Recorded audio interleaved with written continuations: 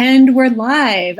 Good evening, everyone, and welcome to our virtual presentation of Lincoln in Private with author Ronald C. White.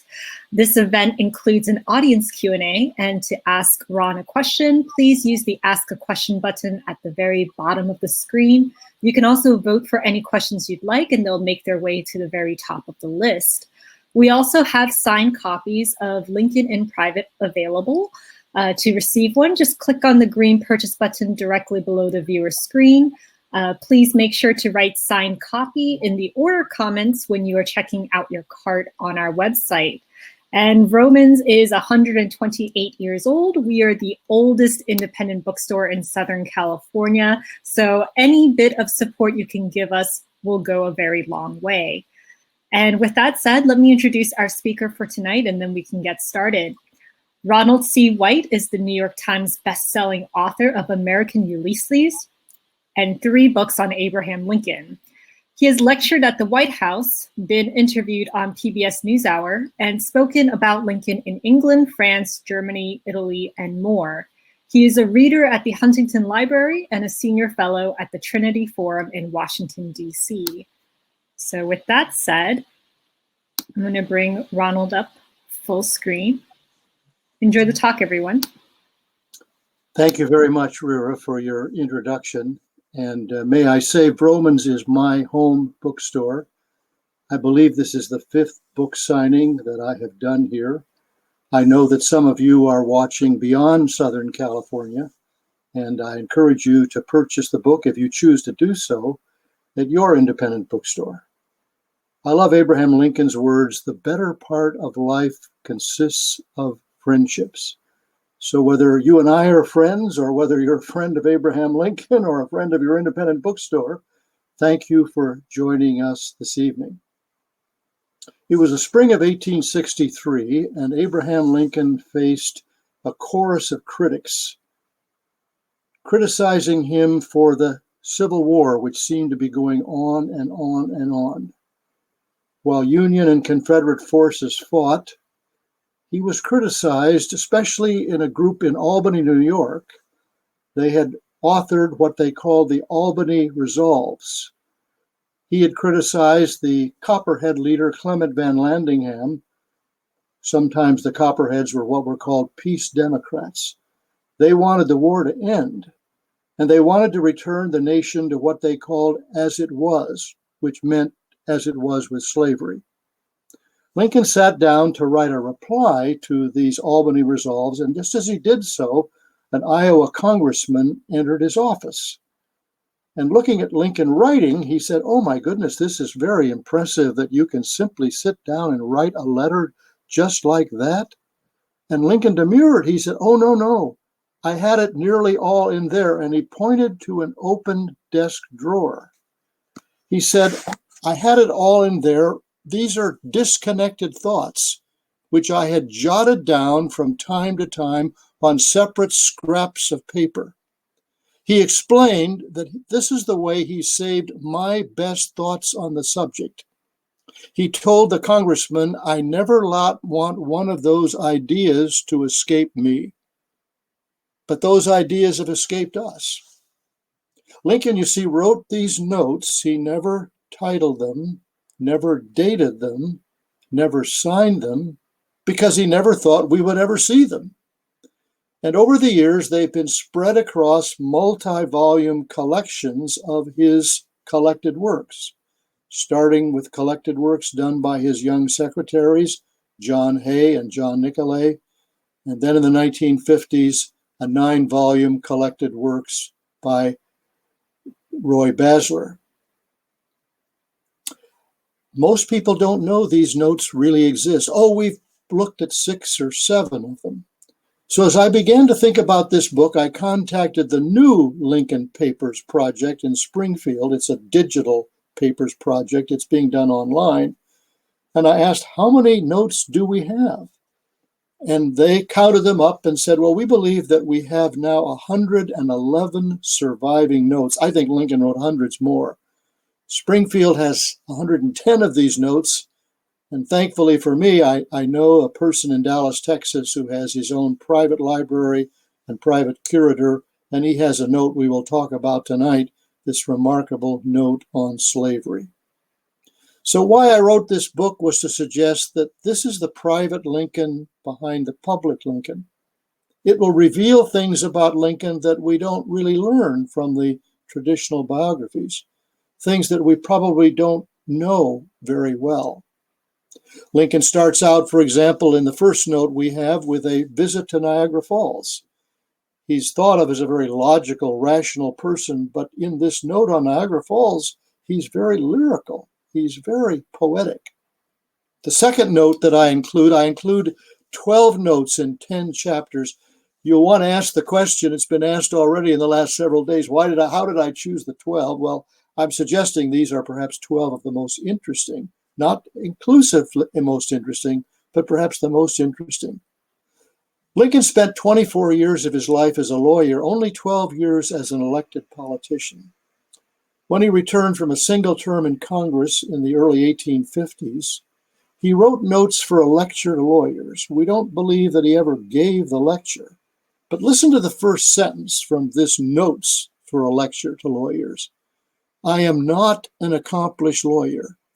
I find as much material for a lecture in those points where I have failed as in those where I have been moderately successful. What does he mean? He is a successful lawyer. He's one of the most famous lawyers in Illinois by the early 1850s. Can you imagine a modern leader, lawyer, CEO of a company, president of the United States, president of a college or university saying, I am not? I find quite as much material for a lecture in those points where I have failed as in those where I have been moderately successful. The notes that follow talk about the birth of the Republican Party and the problems that Lincoln believed it was facing. What I was surprised to find was a note where Lincoln confesses his own failure. Lincoln, you see, grew up in Kentucky and Indiana in a climate of what was called the Second Great Awakening. His parents attended Baptist churches, and even as a young boy, he was turned off by the emotion of those churches. So he determined, and he became a very rational person for the rest of his life. He did not want to talk about his feelings in public. People in the 19th century often didn't talk about their feelings. But listen to this note. In 1855, he runs for the United States Senate. In those years before the 20th century, people ran for the Senate through the state legislature. He led on the first 7 ballots.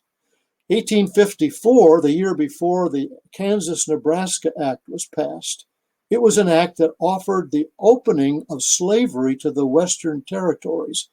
It said that if people wanted to vote for slavery, they could do so. And Lincoln was aghast. He re-entered the political fray. You can vote for the morality of slavery? So he runs for the Senate, and he leads on the first 7 ballots. But then he realizes he cannot win. He's worried that another Republican might win, but the Democrat running against him is also against the extension of slavery. And so Lincoln withdraws, and the Democrat wins. And Lincoln is very magnanimous in public. It's all right that he lost. But then in private, he writes this note. His great rival was Stephen Douglas, the senator from Illinois. And he says, Judge Douglas, he was also a judge previously, and I met 22 years ago, so we can date the note. We were both ambitious. I was probably more ambitious than he. Douglas has risen to the highest eminence, but as for me, my life is nothing but a failure. Nothing but a flat failure. Lincoln would never have expressed that feeling in public. He never did. He never thought we'd ever see this note. But in this note, he expresses this deep feeling of slavery, of failure. In less than 4 years, he'll be elected president of the United States. Let's look together at 2 notes. Rira, if you would put up the first note on slavery. This is the note held by my friend in Dallas, Texas. Lincoln wrote these notes, I suggest, as a way of kind of puzzling out his own thinking about particular issues. To my surprise, he often didn't use these notes in future public speeches. Rather, they were a way of his thinking, sometimes almost, I would say, relieving the pressure that he was under over controversial issues. Let me read this for us because I think it's fascinating. If A can prove, however conclusively, that he may of right enslave B, you can probably see and read Lincoln's handwriting. People practiced their handwriting in the 19th century. Why may not B snatch the same argument and prove equally that he may enslave A? Oh, you say A is white and B is black. It is color, then, the lighter, having the right to enslave the darker. Take care. By this rule, you are to be a slave to the first man you meet with a fairer skin than your own. Oh, you do not mean color exactly. You mean whites are intellectually the superiors to blacks, and therefore have the right to enslave them. Take care, then. By this rule, you are to be the slave to the first man you meet with an intellect superior to your own. But say you, it is a question of interest. And if you can make it your interest, you have the right to enslave another. Very well.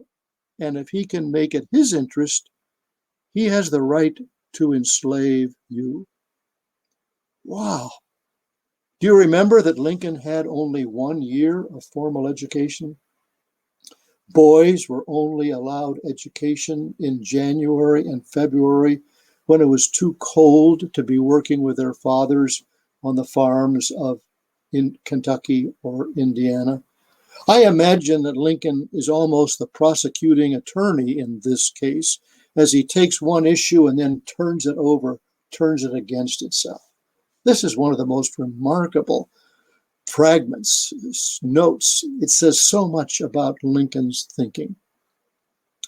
Let's look at one other note that I think is quite remarkable. It's written now as Lincoln is President of the United States, and he is struggling with the whole question of the Civil War. The North thought they would win this war rather quickly. They had more than twice as many men in arms. They had a much greater industrial might. They would win the war in 3, if not 6 months, but the war goes on through 1861. And at the end, in August of 1862, the Union suffers yet another disastrous defeat, actually the second defeat of what we call Manassas or Bull Run. Lincoln convened that next day an emergency cabinet meeting. Fortunately for us, 3 of his cabinet secretaries kept diaries. One of them wrote in his diary that Lincoln was so beside himself, he said he almost felt like hanging himself over what was happening to the Union. We believe, remember, Lincoln doesn't date these notes. Some suggest it might be written at a different date. I'm suggesting September 1862. And he sits down and he writes this remarkable note. Lincoln has often been viewed as not a religious person. It is true that he never joined the church. But I'm arguing, and I've done so in my biography of Lincoln, that Lincoln is on a journey. We've given him credit for being on a journey in terms of his evolving thinking on slavery. Somehow we don't seem to give him credit for being on a journey in terms of his faith. Born in that second Great Awakening environment of Kentucky and Indiana, he turned against the faith of his parents. He did what a lot of young adults do. He turned his back on it. When he moved to Illinois, he stood and participated in the small, tiny village of New Salem. There he wrote a paper criticizing the Bible and revealed religion. Various witnesses tell us that a friend ripped it out of his hand and threw it in the fire. Not a very smart thing for an aspiring politician. But then, as happens to all of us as we grow and age, life tumbles in. First, it was the death of Eddie, the second son born. Eddie died in 1850 at age 3.5.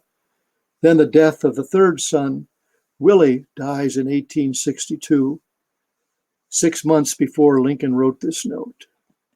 Now, in the crucible of the Civil War, he's asking, I think, the question, where is God in the midst of this Civil War? And so he writes, the will of God prevails.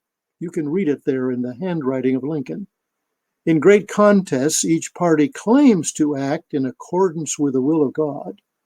Both may be, notice how he underlines words. He did this in his public speeches. He also did it in his private notes. Both may be and one must be wrong. Hear the logical Lincoln in that sentence. God cannot be for and against the same thing at the same time. In the present civil war, and this is the most remarkable sentence of all, in the present civil war, it is quite possible that God's purpose is something different from the purpose of either party. And yet the human instrumentalities, working just as they do, are of the best adaptation to effect his purpose. I'm almost ready to say this is probably true, that God wills this contest and wills that it shall not end yet. By his mere quiet power. Remember how Lincoln didn't like the noisy power of the Great Awakening churches. On the minds of the now contestants, he could have either saved or destroyed the Union without a human contest. And having begun, he could give the final victory to either side any day, yet the contest proceeds. And you and I want to say, but President Lincoln, you're the commander-in-chief. You're supposed to be winning this war. What do you mean he could give the final victory to either side any day? This is why Lincoln didn't ever reveal this note to anyone else. This was only his own private thinking. And if you think about it for a while, and if you're at all familiar with the second inaugural address, which Lincoln delivers on March 4, 1865, you will see that this is really the foundation of that address. In 701 words, in that address, he mentions God 14 times, quotes the Bible 4 times, and invokes prayer 3 times. Obviously, the audience that day had no idea that Lincoln was on this journey of faith, had no knowledge that he had written this meditation. Well, how were these notes found? They were found by Lincoln's young secretaries, John Hay and John Nicolay. Hay really liked this one, and he kept it for himself. Most he just put into the Lincoln papers, which then Lincoln's oldest son, Robert Todd Lincoln, had under his purview. And Hay actually gave it a title, Meditation on the Divine Will, a good title, but Lincoln never gave it a title. So here's 2 fragments that are just so suggestive. Oh, there's others. Lincoln took a 13-day trip from Springfield to Washington on his way to be inaugurated the nation's 16th president.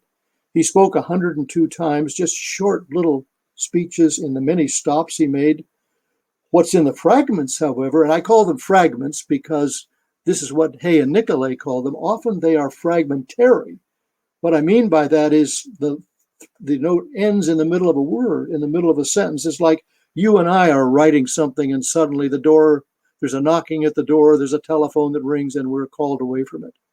Lincoln actually has in the notes a speech he intends to give in Kentucky, below the Mason-Dixon line. He never gave that speech. But how interesting to read what he might have said in Kentucky as opposed to Indiana and Ohio and Pennsylvania, the Union states. So I commend the book to you as a way that I think you can look over Lincoln's shoulder. You can see his thinking. You can discover the private Lincoln. I think you'll be surprised. I was surprised by what we might find. I think it's also, and I say this in the epilogue, kind of an injunction to you and me. In the midst of the screens that seem to dominate our life, in the distractions that we allow ourselves to be caught up in, are we willing to take the time to think? I love speaking to high school students. I've spoken to many, many high schools across the nation, usually 11th graders who are studying United States history. And I ask the question, how long do you think it took Lincoln to write these notes? And they will say, 3 minutes, 4 minutes. And I pause and smile and say, well, about an hour or 2. And in the back of the room, the faculty are applauding when I say that. It took Lincoln time to think, to contemplate, to conjure, to ruminate, to deliberate, to write these notes. So I think this is a wonderful way of discovering the private Lincoln behind the public Lincoln. Thanks very much. And Rira, I let you take over again so we can have some comments and questions. All right. And for the folks who are watching, if you would like to ask a question for the Q&A, there is an Ask a Question button at the very bottom of the screen. You can send in your questions that way, or send us your questions through the chat, and I'll make sure to have that noted. So the top question that we have here is from Janet, and it's a two-part question. First part is, how were you able to track down all 111 of Lincoln's notes? And the second part of the question is, how did you know how many there were to investigate if he never intended anyone to see them? Thank you, Janet, for your questions. I defer to Daniel Worthington, who is the editor of the Lincoln Papers Project in Springfield. Over the years, they have digitized the notes from many, many places. For example, the Huntington Library in San Marino has many Lincoln documents. And so these documents from the Huntington were digitized and are now part of Springfield. So they're the ones that have the 110 of the 111. When I began the process, I did not know how many notes there were. And my wonderful editor, Caitlin McKenna, was the one who suggested, why not publish all the notes in an appendix to the book? Fascinating to see all of them. Some are much more interesting than others, but there's 111. But as I say, I think Lincoln probably wrote hundreds more.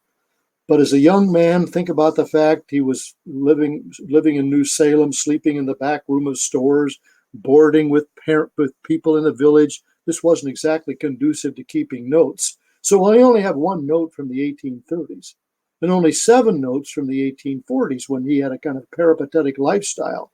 The notes that he saved really take off in the 1850s and then as president in the 1860s. So that's how I discovered there were 111 notes. It's the Abraham Lincoln Project that provided the notes to me and for the publication of this book. All right, so our next question is from Victor.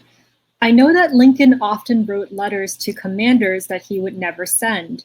How pragmatic a person was he, and how often would he trust his guts?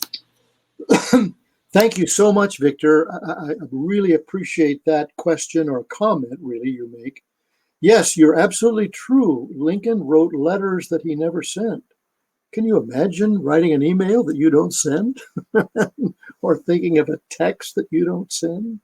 Or thinking of a political leader today who might say, I don't think I should say that, or I won't send that. The most famous one occurs right after the Battle of Gettysburg. You remember that George Meade was the Union commander who won the great victory in the 3-day Battle of Gettysburg, July 1, 2, 3, 1863. Lee took his battered army and attempted to get back over the Potomac River back into Virginia where he could refit and try to get his army back in shape to fight another day. And as Lincoln watched, if you saw the Lincoln movie, he spent a lot of time in the telegraph office. Lincoln was beside himself, asking himself, well, where is Meade? Why isn't Meade going after Lee? And after 2 or 3 days giving Lee a huge head start, Meade does start out after Lee. Lee gets to the Potomac River. The river is flooded. He can't cross over. But by the time Meade gets there, Lee does cross over, and Meade literally watches the last Confederate soldier pass over. Lincoln sits down and writes this letter to Meade. He's really angry. Do you not understand what you have done? You have probably cost us another year of this war.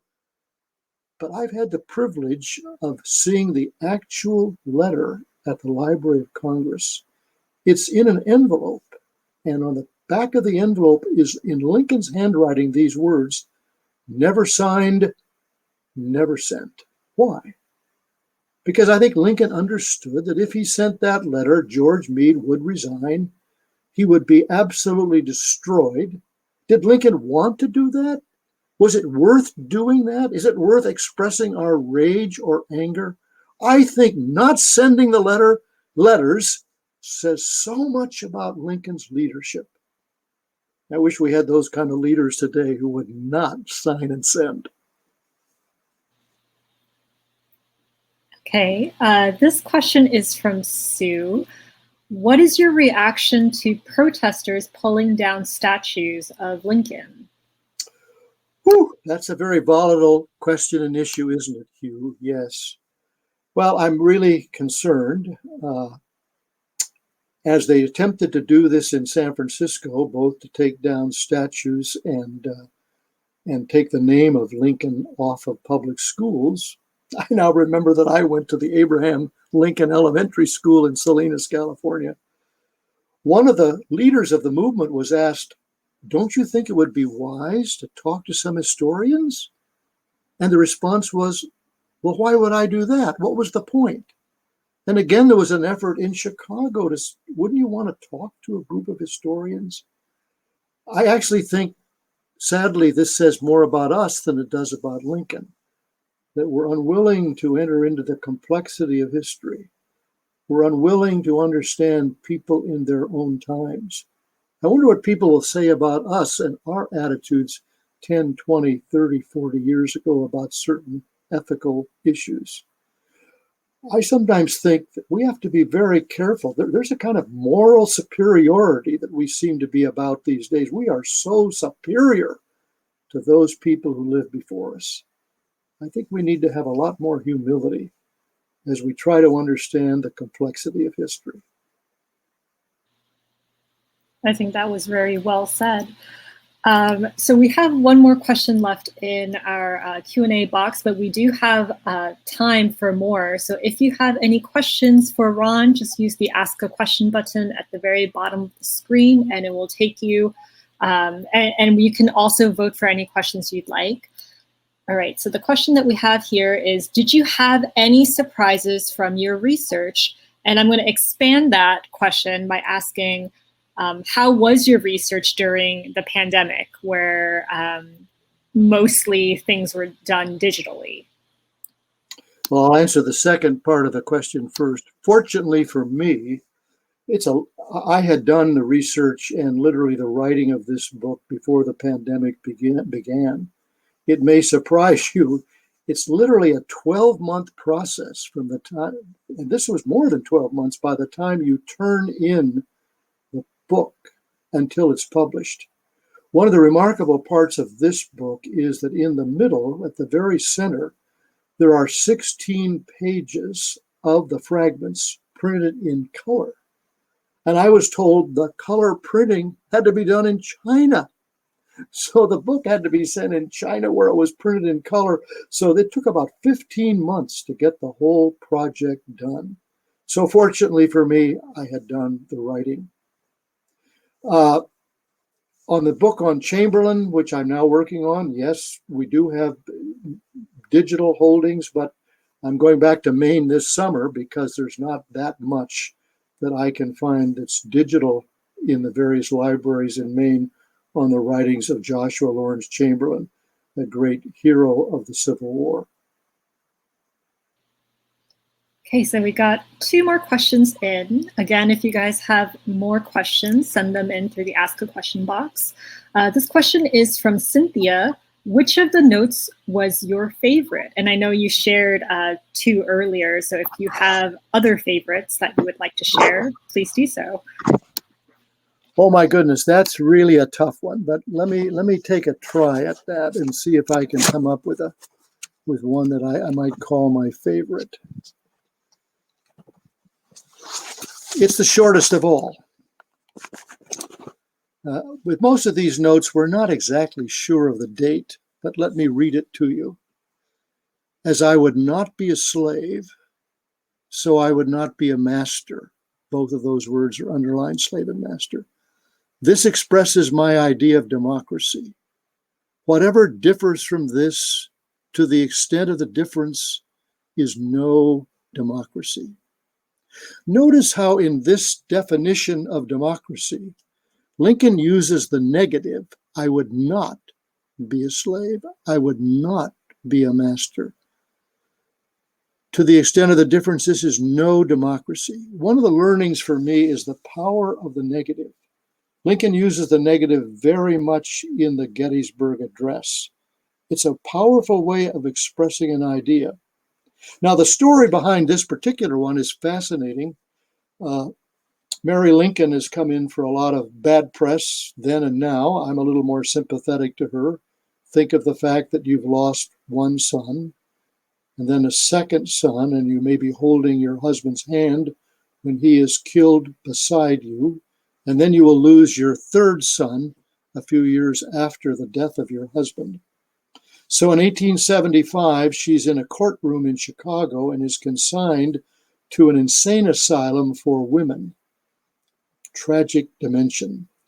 And after she's there for about 8 weeks, the first female lawyer in Illinois, Myra Bradwell, with her husband, works very hard to have Mary released from the asylum. And in gratitude, Mary gives to Myra Bradwell and her husband various gifts, most of which had been given to Lincoln when he was president. And then she gives this definition. She had saved it. We didn't know about this. This wasn't something that Hay and Nicolay had found in a desk drawer. I just love it. As I would not be a slave, so I would not be a master. When Lincoln began his interest in slavery and began to defend the anti-slavery movement, he was simply focusing on what this did to slaves, what this did to African Americans. But then it dawned on him at some point in time what this is doing to the master. This is not good for white people. This is not good for slave owners. This is demeaning them in a different kind of way, but it's demeaning both of them. Lincoln was very wordy when he began. We often are wordy when we're young. His first public speech was given at the Young Men's Lyceum in 1838. It's pretty verbose. That was some of the speaking style of the day. The further along in his life, the Gettysburg Address is 272 words. The second inaugural is 701 words. Lincoln has learned the lesson, less is more. I loved this definition, the definition of democracy. All right, so we have more questions. This one is from Audrey. Were there any letters written when Lincoln was at the cottage, now at the Armed Services Home? Thank you very much, Audrey. Yes, what she is referring to is in Lincoln's day, there was something called the Soldiers' Home. It was about 3.5 miles north of the White House. Believe it or not, 3.5 miles put Lincoln in a very different atmosphere. The White House was very humid, almost surrounded by malaria, by bugs and stuff. And he would travel up to the Soldiers' Home and stay there for 3 or 4, even almost 5 months for 3 consecutive summers, riding back sometimes in the morning on horseback. Once he was shot at, and then he would ride back in the afternoon. And it was there that he did a lot of his thinking, wrote some notes. It was there that he wrote the first draft of the Emancipation Proclamation. A few years ago, maybe 10 to 15 years ago now, the whole place was renovated. It's now called the President's Cottage. And if you have an opportunity to be in Lincoln, it's not right by the White House, it's 3.5 miles. It's really worth seeing. It's one of these new kind of museums where you sort of sit in a room and instead of looking at documents behind glass cages, you sit there and suddenly you hear Lincoln's words speaking to you, words that he wrote while he was residing at the President's Cottage. Great. So we have a question from Rex. Do you think the poetry of Lincoln informed his politics, or perhaps vice versa? Thank you, Rex. Oh, I think so. Lincoln was, here again, a person of 1 year of education. Lincoln was a lover of language. I discovered after I did this for a few years that first of all, people in the 19th century all read out loud. We read silently. And people read out loud so they could get the sound of the words. I then discovered that Lincoln in his writing often would speak the words out loud before he put them to the pen, put them to the paper. So when you hear 407 years ago, well, about 11 months previously, when people had come to serenade Lincoln after a victory of the Union Army, Lincoln, not prepared to speak, not always so good speaking extemporaneously, said something like, What was it? Some 70 some years ago that and a kind of a garbled sentence, but 11 months later, Lincoln, having thought about what he said, suddenly offers this pithy, poetic beginning to the Gettysburg Address 77 years ago. He was a rewriter. Again, an injunction to us. He edited his own writing, making it really perfect and making it poetic. All right, so we have a question from MB Kalis. I'm sorry if I mispronounced your name. Their question is, are these notes instead of his keeping a journal diary? I'm guessing that the question is, are these his notes as opposed to his diary entries? Wonderful question. Originally, I was going to call this book Abraham Lincoln's Diary, but my wife Cynthia said correctly, this is not a diary. We wish maybe that Lincoln kept a diary, but he did not. Many people of his era, towards the end of their life, wrote their reminiscences or their memoirs. Remember, Ulysses S. Grant wrote a very famous memoir. Well, Lincoln didn't live to write his memoir. So in a certain sense, this is his diary. I would call it his intellectual diary. It's not a formal diary in the sense that he's going, January 2nd, January 9, January 16. But it's his way of kind of keeping track of his own moral development and his intellectual thinking. That's why he saved them. We have one particular note, for example, that he wrote in 1849, and he sends it to someone in 1861. He saved it because it was worth saving. That's why the Iowa congressman, when Lincoln enters his office, Lincoln points to the open desk drawer and says, they're all in there. He calls them in disconnected thoughts, but he wants to save them. All right, so this is the last question that we have here. Okay. It's from Audrey. Mm-hmm. Have you read George Sanders' Lincoln in the Bardo? And if so, what did you think of it? I must admit, I apologize. I've not read Lincoln in the Bardo. I know I should, but I have not read it. All right. We have another question. It's from Barbara. So much written about depression of Lincoln. Do you see any evidence of that, latent or obvious, in these notes? I'm sorry. Say that again, please. Yeah. I'm not sure I caught that. So much is written about depression of Lincoln. Do you see any evidence of that, latent or obvious, in these notes? Well, the reason I'm writing this book is to say that we now have, I think, 17,000 more books on Lincoln. Do we need another book? But Lincoln is continually fascinating to us. I'm especially interested, as I mentioned earlier, in high school students, that each generation might discover Lincoln.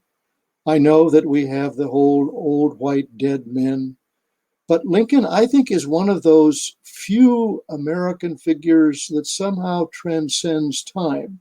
Oh, he is a 19th century person.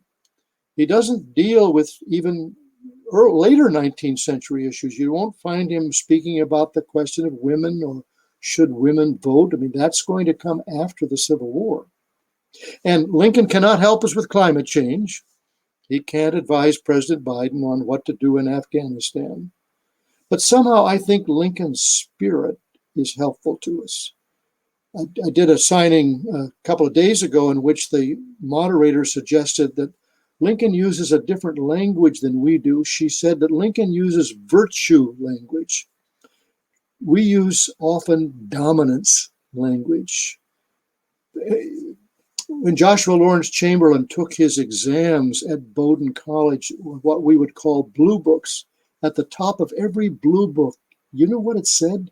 Be virtuous. Be virtuous. So Lincoln was involved in a whole set of ideas and language, which was very much a part of his era. I'd like to think and suggest we need to do more about being virtuous, having truth, having integrity, having empathy. That was a huge quality of both Lincoln and Grant, empathy. So that's why I think 10, 20, 30, 50, 100 years from now, we will still be engaging Lincoln. He will still be speaking to us across time. I think we have time for one more question, and I think this is a good one to end on. All right, thank you. Were there Lincoln notes that were not in the final edition of the book that were difficult to let go? And this is a question from Mary. Mary? No, all the surviving notes are in the book. Every single one, 111. Now, the Lincoln Papers Project in Springfield, if you were to go on their website, from time to time, we find a new note. For example, now it's 10, 12 years ago. Often people will come into the Abraham Lincoln Bookshop or the Library of Congress or even the Huntington Library and say, I have a note that I found in my attic. My grandfather kept this note, and almost always the note is either not genuine or most often it's a facsimile. It's a copy of something we already have. But about 12 years ago, a woman came from Ohio to Chicago, and she said, my grandfather, maybe great-grandfather, was an Ohio congressman, Republican congressman, and I have a letter that I think Abraham Lincoln wrote to him. And lo and behold, it was an actual letter that had never been seen before. And this was very revelatory because it was written at the end of 1859, before Lincoln was really thinking that he might possibly be a candidate for the Republican nomination in 1860 to be president. And in the letter he writes, which surprises people, whoever is the candidate of the Republican Party in 1860 must be strongly anti-slavery. Now, a lot of people today are questioning whether Lincoln really was anti-slavery or whether he simply used the Emancipation Proclamation as a political or military maneuver, but he didn't really care about the slaves. Well, there's lots of different evidence, including this letter, where Lincoln really did care about the slaves and was strongly anti-slavery. He was not always an abolitionist because he felt they were kind of self-righteous kind of radicals, but he was anti-slavery. And this letter was given to the Abraham Lincoln Bookshop. I wish I could tell you that it's at the Library of Congress or the Huntington Library in San Marino. No, a private donor bought it for $900,000. I just hope that person will someday give it to a library. I want to be sure it's preserved in pristine condition. Thank you for hosting me this evening, Rira. Thank you to Vromans, and thank you for all who participated and offered your comments and your questions. I'm very grateful to be with you. And we're very grateful that you were able to take the time to speak with us, Ron. Thank you to everyone who tuned in tonight. Again, we do have signed copies available, and to get one, just click on the green purchase button directly below the viewer's screen. It'll take you to our website where you can complete your purchase. Just make sure to write signed copy in the order comments when you're checking out your cart. Also, for those of you who tuned in late, don't worry. A replay of this talk will be available shortly after the broadcast ends. And we'll upload this onto our YouTube channel in a couple of days as well.